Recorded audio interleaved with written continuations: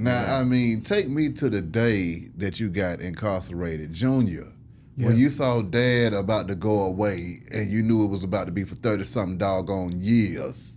What was going through your young mind at that time? Did you even realize what was going on? Nah. And then after that happened, how long did it take for it to kick in that, oh man, I ain't gonna see my daddy for a long behind time? Yeah, B. Like, that's a great question, right? So I'm used to be a show in DC called City Under Siege that came on every night, sort of chronicling, all of the drug busts and the murders and stuff that was happening in the city. Yeah.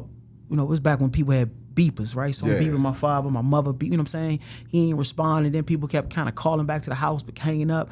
But then the streets kind of started buzzing. People calling, I heard they got locked up. I heard Tony got locked up. Yeah. With no confirmation. But then we wind up seeing it on City Under Siege. And it really, honestly, right, my whole life changed that day. Nothing was ever the same, including, the most significant thing was, subsequently, he would go on to get life without the possibility of parole. So the idea of it wasn't no 30-something years, it was forever, right? Yeah. That was one. That came later, but I'm saying, but my mother changed and never was the same, even like to right now, right? So this stuff has been like significant. So my whole world, I'm the only child, I ain't got no brothers and sisters, right? Yeah. And the life filled with stability and my parents and smiles and hug. From there, it's crazy because I thought about that, like through my life, I always thought about how before everybody was always happy. And then after he went to jail, it seemed like nobody was happy again. Like straight up. I'm talking about way into my adulthood, you know what I mean? Like life literally changed. The other thing that was significant, they went to DC jail first, but then they was getting preferential treatment, and they got moved to Quantico Marine Base, right? The most strategic Marine base in the United States based on its locale, right? Yeah. They were locked up there, bro. You had to go visit, like, at the cell. Like, not in no visiting hall. Now, you had to, like, I'm looking at you, the bars in between us. And the other thing I think that's important, my father didn't go to jail before that. Like, I had uncles in prison and all our family members went to, friends and stuff like that, but never him. Yeah. So again, that was also kind of different for me, right? I grew up, and innocence gone. You know what I'm saying? In that moment, for sure. Senior, how did you feel when you got that life sentence? How did that hit you at that moment when you realized that they got me? I was out here balling, having the time of my life. Yeah. It's came to an end, and I'm never gonna see the light of day again as a free man. Yeah, shit hit like a fucking ton of bricks, Yeah. So abrupt. Yeah, that's how you get snatched away. Like we always say, tell the young guys, don't get taken, because that's what happened to me. And they'll throw you away. You know what I'm saying? That's what they tried to do to me. Yeah. If it's not for my son, man, get me out of prison, I would have been thrown away, still wasting away in prison. And mentally though. Yeah. We talking about mental health during this time. What was your mental during that time? Man, my mental, you have to reinforce your mental, because if you don't, it will slip away the fuck away from you. You know Come what I'm on saying? now. Yeah, that's the real shit, man. Yeah. Life without parole for motherfucking drugs. You've never been incarcerated before, but even if you had been before, you didn't figure that was the type of sentence that was gonna come down, because the new laws had just came out during the time when you see what I'm saying? Yeah, that's nobody was point. Even my lawyer didn't even know what the fuck. I'm saying, motherfucker, you the lawyer, you don't know what I was going. You ain't tell me this shit. Yeah, this is how I knew that shit it had was. never happened before. That 100-to-1 shit on the crack, the mandatory minimum shit. You know what I'm saying? Yeah. That's what. Yeah, that shit kicked in, and nobody was familiar with it until they knocked us and started knocking these cases off back to back, and that's when niggas. We got a lot of revisionist history in terms of when people talk about those times, right? And we jump and mix everything in like it's When we talking about with their situation, there was no precedent for that. Nobody never went in and got life without parole. I remember even being a little boy and hearing people say this before they got found guilty. Oh, they ain't find them with nothing. Because before that, you had to find somebody with something. The idea of conspiracy was like all that was new to people, right? New. You know what I'm saying? Yeah, you figured if you didn't get caught with nothing, what they gonna do? Exactly. You can't do nothing. But now, when during our time, and all that shit. And the idea of, like, again, taking young men. I'm looking from my lens now. You're taking young men. My father, 26, Rayful at 24.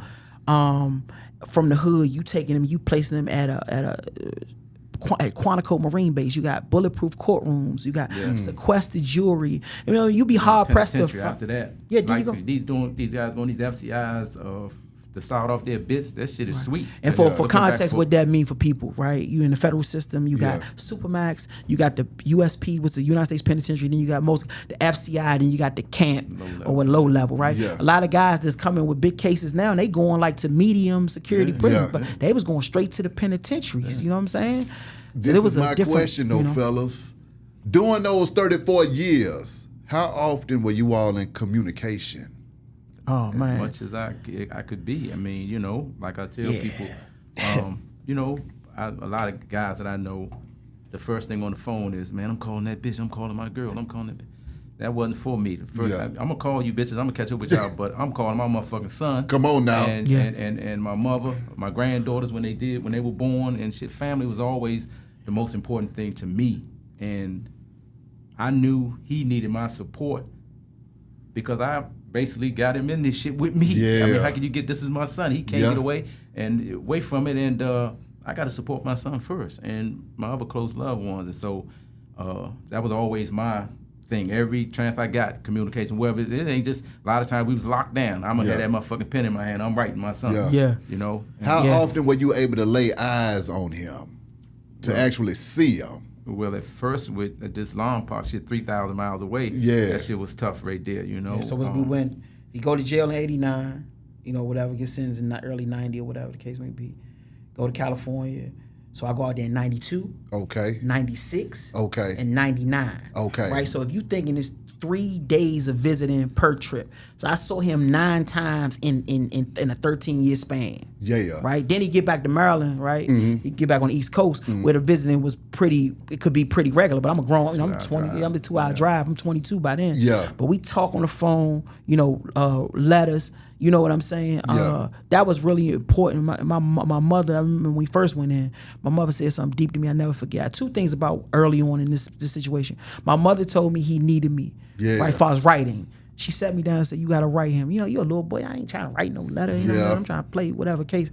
Now you got to write him because he needs you. Then the other thing was when he got the time, he told me, be strong. Them 2 things set the foundation for, that's what allowed me to hang in there for that 34 years. Because you think about it, bro, really I ain't, you know, until he got back to the East Coast, you know, seeing somebody 9 times in 13 years, and while you going from 9-year-old boy to 22-year-old man, and I'm on the same block. Yeah. I ain't living, we come from the same exact block where the same or worse things are happening. Yeah. Senior, when you saw him coming in there and you noticed, okay, I see a change in my son. He's gotten taller. He done got swole. Yeah. Okay. Oh, he liking girls now. All that shit. And you seeing all of these different changes. How was that impacting you when you would see him come in there? And it was a different man every time he touched down. No doubt. First, it was so very interesting. I would just sit there and motherfucker look at him. Saying to myself, this is my motherfucking son. When I left, you know, he was 8 years old or so, and you know, and now I'm just looking at him as the years ticking off. Man, I'm seeing him growing and I'm seeing him coming up. Again, like I said, it was interesting to me, and it was emotional to me, and it was joyful, and because I'm starting to see, because I'm fearing that the streets gonna get him, like they basically got me and get everybody else, every other male in the neighborhood, on the same block, everything same, or it's kind of like in a worse way, but he got people coming at him thinking that, man, tell your dad, man, we still here. What you gonna do? They trying to lure him into thinking that all kinds of shit, man. I'm hating this shit, and I'm standing in his ear, son. Look, son, you see what happened to me. I don't want you coming in here. And I'm hoping that the shit work. But you know, he's growing up now. He gonna do what the fuck he want. He gonna listen to me while we hear my face or we on the phone. Yeah, dad. And I don't know. You know, I'm hoping that he's could stay right and don't get fucked up like me. Yeah. So again, like I said, man, it was different emotions and things, you know, and. But I'm just so proud of him, man, you know, to see what he has become and just following that all that time along, you know. Exactly. Yeah.